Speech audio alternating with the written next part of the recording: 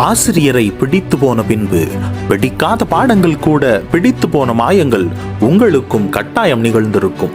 அவர் காட்டிய அன்பில் அந்த பேச்சில் நம் அம்மாவை அவர் முகத்தில் கண்டிருப்போம். அவர் அக்கறையில் ஒரு தந்தையையும் கண்டிருப்போம். ஏன், ஆசிரியரின் பேச்சுக்கு மயங்கி போன காலங்களும் உண்டு.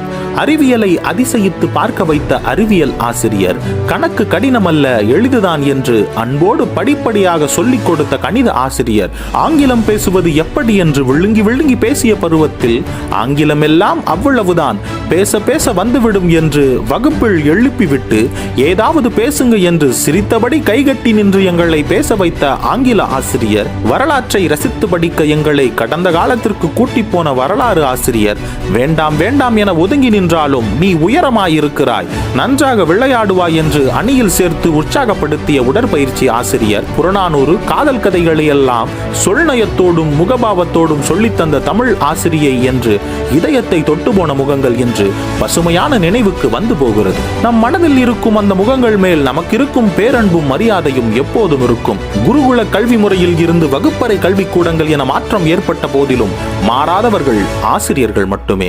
ஒரு ஆசிரியர் தனது மாணவன் மீது காட்டும் உன்னதமான கண்காணிப்பே அந்த மாணவனை பின்னாளில் சிறந்து விளங்கச் செய்கிறது. நிச்சயம் இது போன்ற அற்புதமான மனிதர்களை கடந்து அவர்கள் காட்டிய படிகளில் ஏறியே நாம் இன்றிருக்கும் உயரத்தை அடைந்திருக்கிறோம். களிமண்ணாய் கிடந்த மாணவனை இணைத்து அவனுக்கு உரு கொடுத்து அவனை பக்குவப்படுத்தி இந்த உலகத்திற்கு நல்லதொரு குடிமகனாய் வழங்கும் பெருமை ஆசிரியரையே சேரும். வெறும் ஏட்டுக்கல்வியை மட்டும் போதிப்பது ஆசிரிய பணி அல்ல. அவற்றையும் தாண்டி ஒழுக்கம், ஆற்றல், ஊக்கம், தன்னம்பிக்கை, விடாமுயற்சி, பொது அறிவு என வாழ்க்கையை வாழ கற்றுத்தர வேண்டும். கடமைக்காக வாங்குகிற சம்பளத்திற்காக பணி செய்து ஏதோவென்று கல்வி கற்றுத்தராமல் ஒரு நல் ஆசானை போல ஆசையோடும் அன்போடும் அழகாய் சொல்லித்தந்த உயர்ந்த உள்ளங்களுக்கு வணக்கங்களோடு ஆசிரியர் தின வாழ்த்துக்கள்.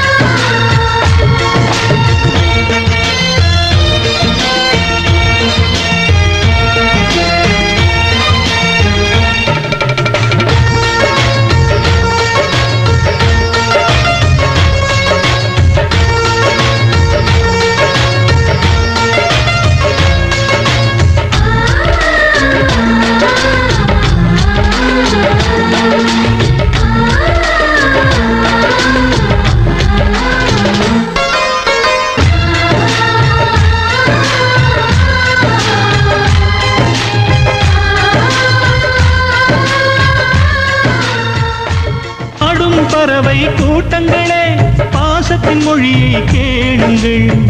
அண்ணன் என்ற சொந்தமே அன்னையானதை பாருங்கள்.